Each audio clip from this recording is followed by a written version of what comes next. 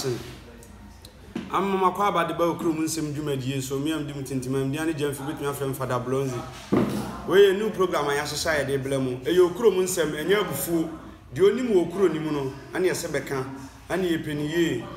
Ebia na nsem we na yebeka no ane befa so ma de enu kuro no nsa beka so ye committee we MP we assembly impo chief ane chairman no momwa na ekuro nim koso.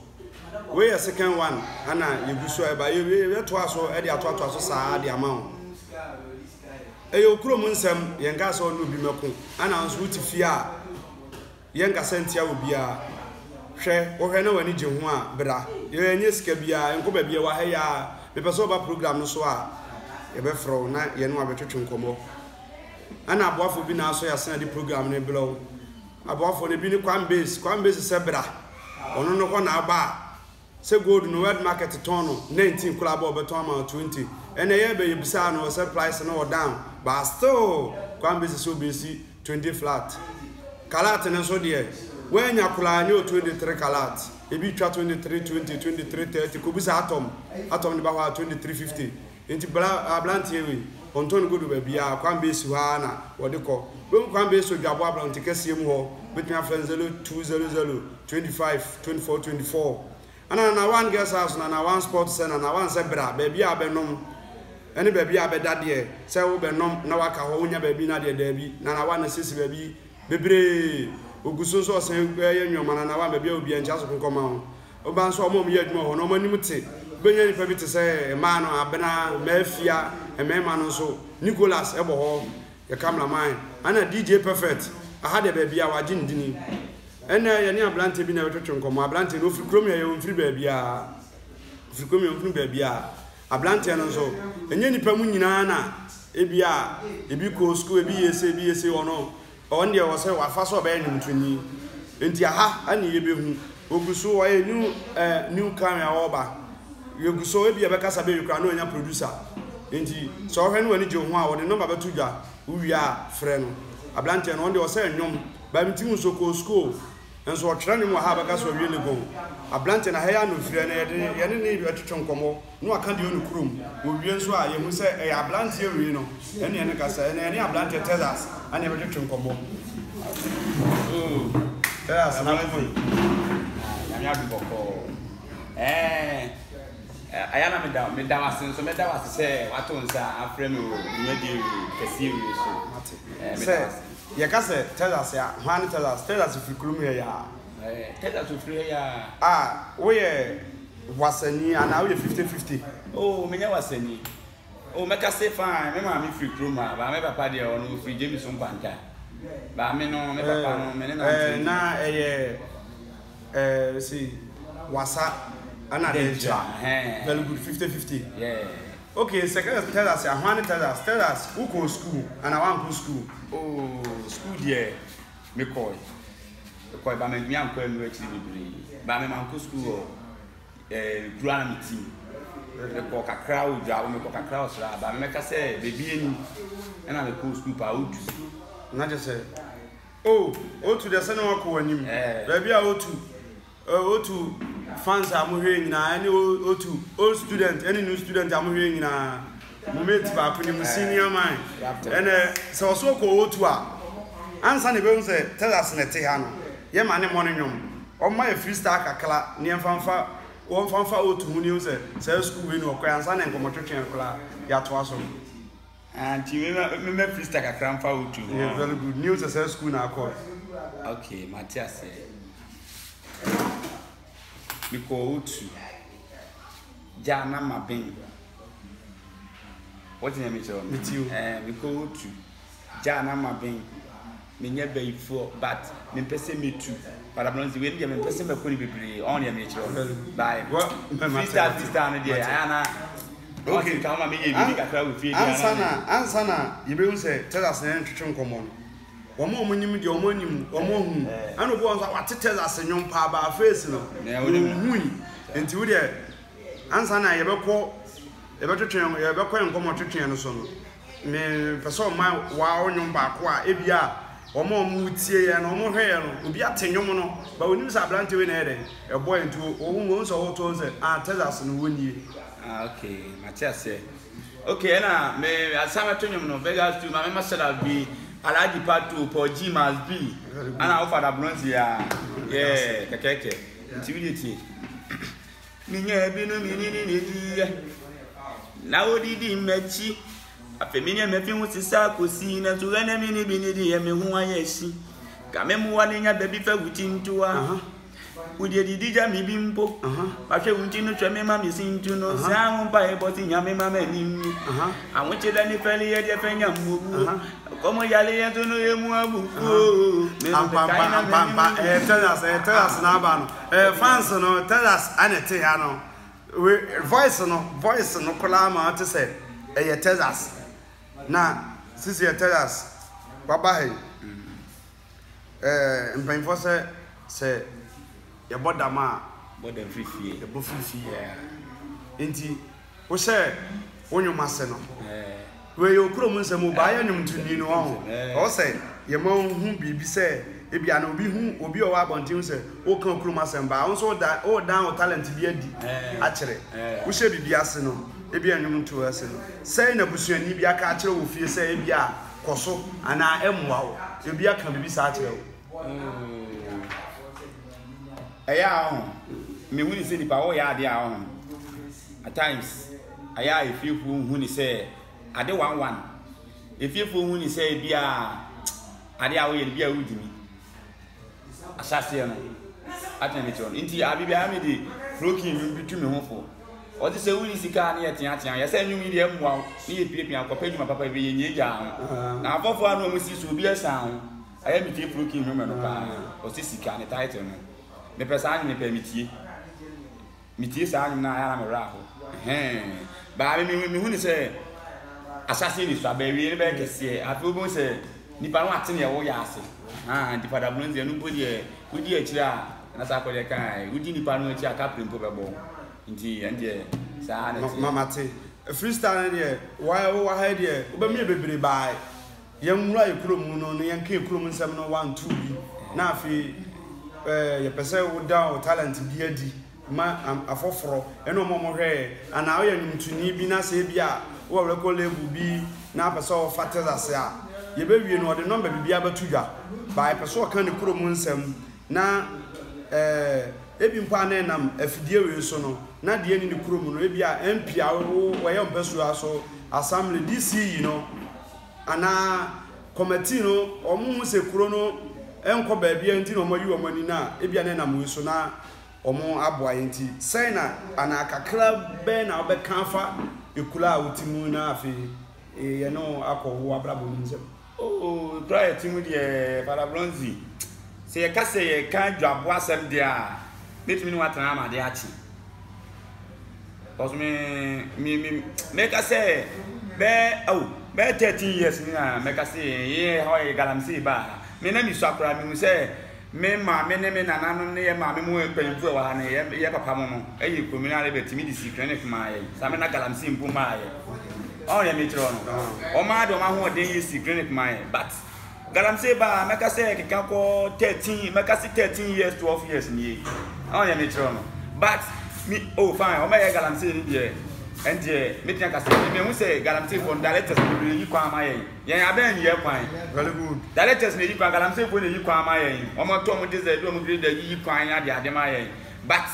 say bia me ka say ye kro say bia chairman na say chairman ni edrum ben for na money assemblyman for no me ka say bia o ma bia free e bia ben ma ya na go say ye na ye bogate agigi awofo sika ni ade enya ma bebre sika bebre ba mi hu say bia galamsey ba sika e ba man nim no ye dia ye bi esi da bum me hu sisi e kura ye team community center nim e bia person ye program kra na unya ba bia nye no on ye me kiro no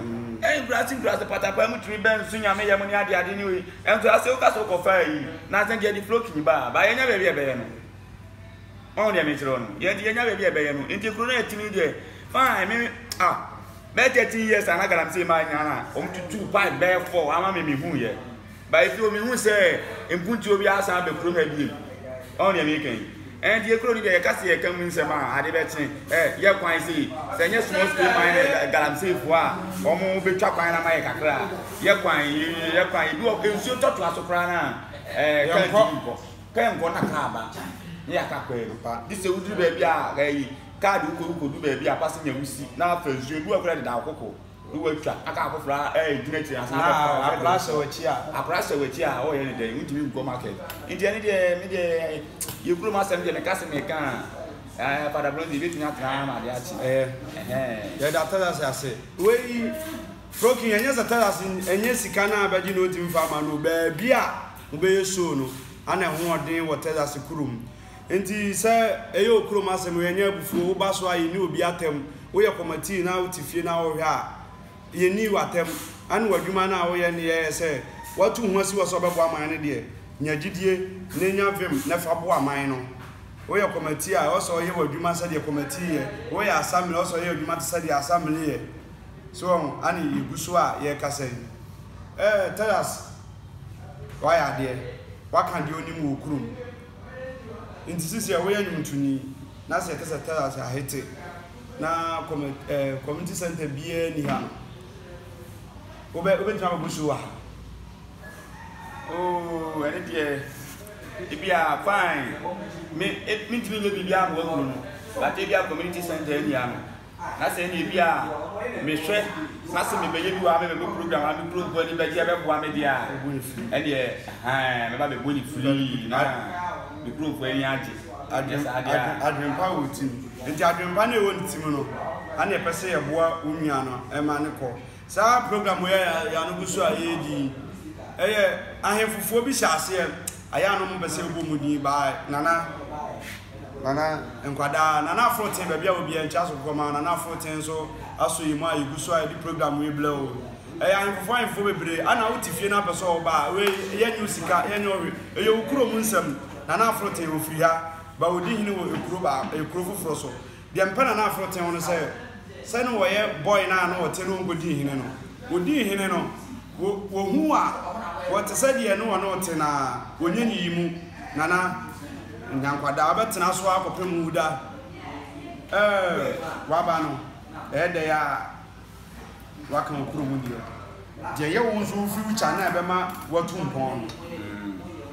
ye reso be mi freestyle 1 2 3 bia anse de be jamu akon be mi freestyle 1 2 3 bi ni ye dia mu akoba ensama waka no de wasiminim se we assembly we committee chairman wo ye committee wo ekuru bia no momuti bebire yesi ye bogate ni ye yese se kuro wutim na ekuru no ye mpa basabasa o so ma enkonta asem no kumasi kuro no esuo yentimi nche enkonta nti wa oben otumfo no ahefofo no ene otumfo ne kodi nkomomiu se ye se ne menya free nyukurom ana me bro no so de bai enti eni ekuro ye na ye betina boda wulehia ne ne yenso ye wo yenkonta enti mo menya enkonta na ekuruma no yenso yenyi ehonti ase sa gate ya ye koyi nana nkobi chiami nkobi enso se ba na sisikasam no wo fo me be ka se nana na ye edi enti mo mienwe nie na se nana nso nke se onso wo hwe ye wonana ma die na so ye wono man mo no mpaifu nhia na mo ne mo man be hia na asundie ento ba bia de ye kan ye kwa awasem ene so de bi ka ho ara no nzima membre mu kakra ti o ye me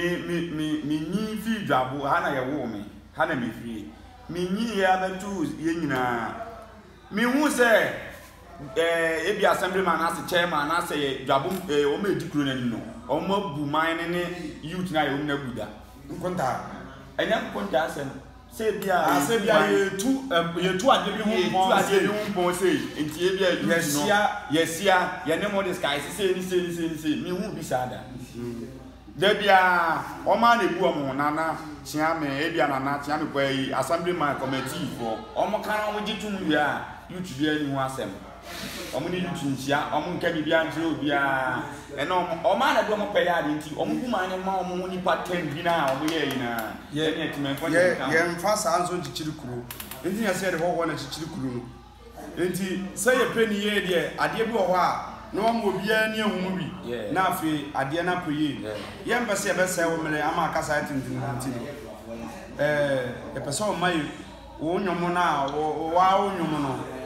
Bobo Bosubi. Now, Yum to Nibi, meaning, sir, if you know local label to say, Sussex, Ansem, any OG, any to move. So, Mutiania Mama son kwana muntie mo de hye Raptors nti also born you maybe so na ye bibi na ye hu say we are what number 2 dwa na fe obi mpo ana so pese ofa o manage wa ana so wo manager akola manager selewo say record level bi na pese ofa watimi ene wa kasama bibia akoye fisa nyum no de ye kan ntumi a we are singer pa nti ye pese o ma wow nyumono ma ye so na ansa na abema wow nyumono woni obi aye wo future kwam Kristo a me hwe ne krepo no enumem de party for no ma me sam wo part no man kakra bi ne fa wo de nto ato so and there I'm fama we got to for G must be para blonde I like the part too yeah I love all J boys still I say eye me fe Ranger be minya me pe but enye me pe ye to me dida enye me de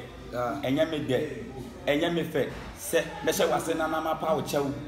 ni pe didi matem e kan nsem sa na me ya lie nti me da ntem onzon o fan ne ye hwe ye wu yo na ni pa nye bo wa me sesi yo na ni pa nche but enye me pe ne se me twejot enye me pe ne se me titot enye me pe ni se me court sa enye me pe ni se me de prison wabela mini reason iti yale ya bome abrami su ekedi banko anka na mewu nyame jeme enyami mu cause the oni ba be kan de embemu ati e ga ti kekeke o se enye me pe sa yin se emle ne kode ana we eye asase ye no be sia asa twetwe nkomo de pa minim se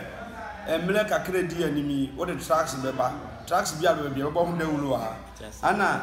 so fili se bia o me free step kra ne ye de tuma o ba aha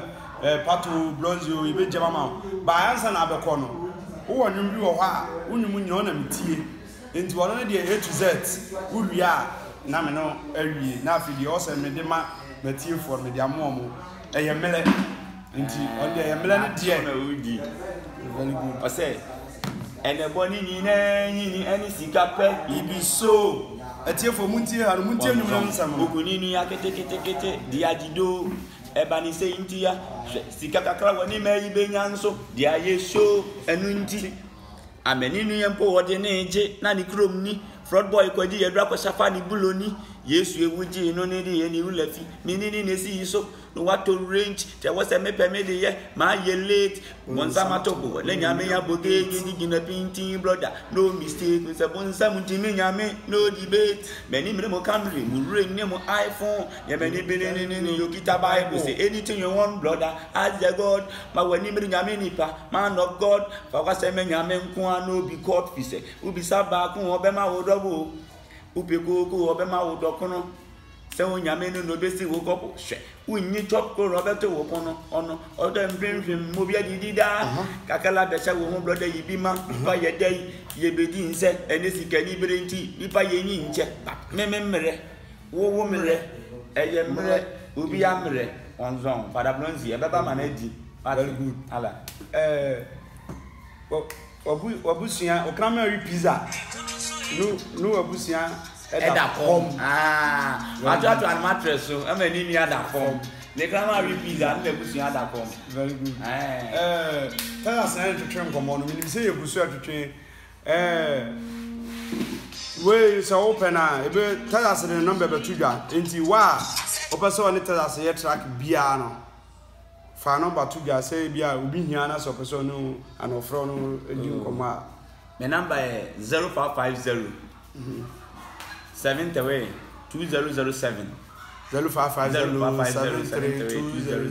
yeah. Very good. We tell us na train come on. We programming oba so bia anyo hwe no answer be subscribe on YouTube ana ko Facebook a Father Blonzi ana maswalo se usu Joseph Jemfi baby abeko bia behu we ye ukrom nsem anu asobuso a wutie no so wo fie we assembly we MP ana ubu man so bi na say wote a wasadwa bwasam ne ye kan ye ni obi atem enti said ye won so ohwe ayete ya kan ya nka ni ye no enye ntokwa bra na nso bechirim ekro ni ye ana ye pe enye ne say enti program ha na yadum besi yesa aboafo bi ne so emu kwan base se bla oba gold no se eyede crown ne machine no 23 karat ndie wo dem fua price no so na o check our world market ton 19 ba no ha 20 flat bu kwan base odwabo abontinkase mu ho ene jamponsan ye opposite obetuma fa kwan base 0200 25 24 24 na wan se bra na wan oba ho abia abeda ene de obenom de e ho na ne yetia e nice space bla ne beji wani so free baby ne ba wunya si wasadwa ba ka so kona na wan eho ana ni power obetimi ajiwani omsa menganjo say Thursday bia no sane ye ya +2 ba na ase no ye forget the committee for ye munye kuro ni ye na munye adwuma no ma adwuma nyefe no bi free ba bi si kuro mu aka say oh kromafo yi o mabuo kuro yi na mom ye nyi ani boys ne say anijie ana oh we asole free wa bo free wa anijie oh entina na wan sebra Thursday bia oba hwa eje tu ato gidigidi obehu mlante bi se Nicolas obo oba ho no o free broni fefe no ho fe uja ho bejo ge ana bna o mafia o ana DJ kase pa class DJ ba bia waji ndi obehu DJ perfect mi am di mani mi dia ne jamfi wetima friend Father Blonzi meni ma swalo se usu a dodo na friend allergy pato ana se program ye nim se e chena ebenya enkofo a biggest for me nupa e wo so na chena de emugamu ye no dwabo parliament e o ka ko place ene ne rap tezas ana twetwe nkomo no nim se enwie yeguso afine guso obefa we so e de nya producers obenya managers no asenya we ko le papa akoso enti tell us say nkanchem say mo hwe nanim Christmas yi ono so de ni to na wan so de no wo ye amateza so de aboa ne man intina na wan bebia obi enchance ko koma kwan bis bebia obi enchance ko koma na afro ten ye nyuma na bebia obi enchance ko koma ana me ba ko pem te so ana sole anti mage wo Canada enchance ko koma Paul G must be munyina enchance ko koma ma ha na dim besi nim say da fo from nko so video ne be to am so bye bye.